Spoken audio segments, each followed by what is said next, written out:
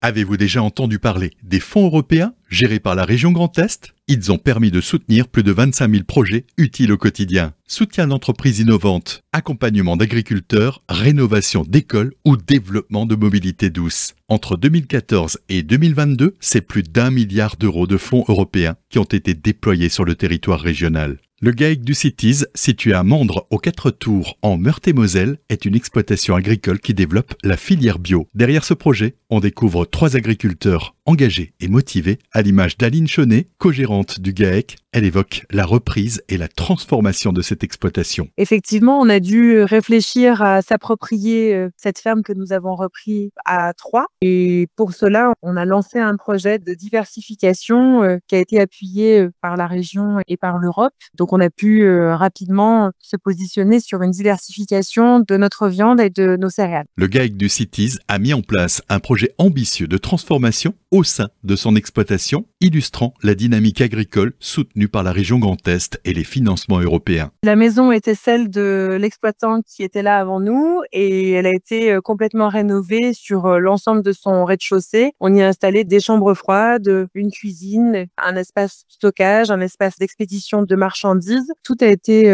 refait à neuf. C'est vrai que les investissements, quand on fait de la rénovation, ça peut chiffrer assez rapidement et le projet que nous avons choisi contenait des machines assez spécifiques qui étaient onéreuses. L'exploitation a bénéficié d'une subvention européenne de 14 522 €, complétée par un cofinancement de la région Grand Est de 8 529 €, un soutien déterminant pour concrétiser le projet et encourageant pour ces 3 dirigeants. On se sent soutenu par notre démarche, on se sent soutenu localement, c'est certain, et puis bien sûr financièrement, ça donne des perspectives, ça nous permet d'acheter une machine plus performante dans les modèles qui sont proposés, on se permet d'oser un peu plus, ça nous permet de mieux prévoir l'avenir et par exemple planifier l'embauche d'un CDI plutôt que d'un CDD. On a été un peu moins prudent parce qu'on s'est senti accompagné. Un équilibre pas toujours simple à trouver, mais les exploitants ont été accompagnés. Bien sûr, quand vous avez un investissement à effectuer, vous devez réfléchir à l'amortissement et quand vous faites votre projet,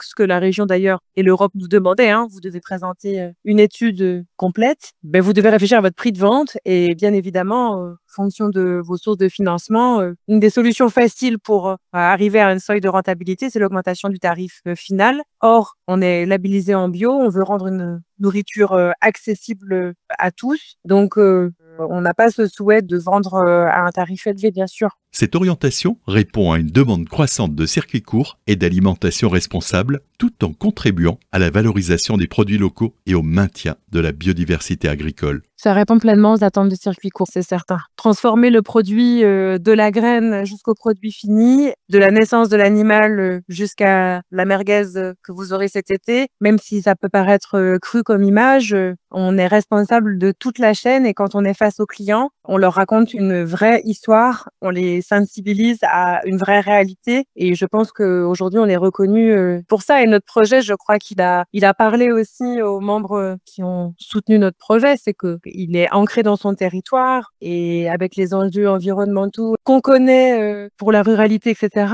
Bien sûr, je pense qu'on est dans le vrai. La région Grand Est, autorité de gestion des financements européens, est dotée d'une enveloppe de près de 250 millions d'euros pour financer en majorité des projets dans le domaine agricole et forestier, mais également des mesures en faveur du développement rural. Plus d'infos sur les financements européens sur le site grandest.fr. C'était une coproduction des radios associatives avec le soutien de la région Grand Est.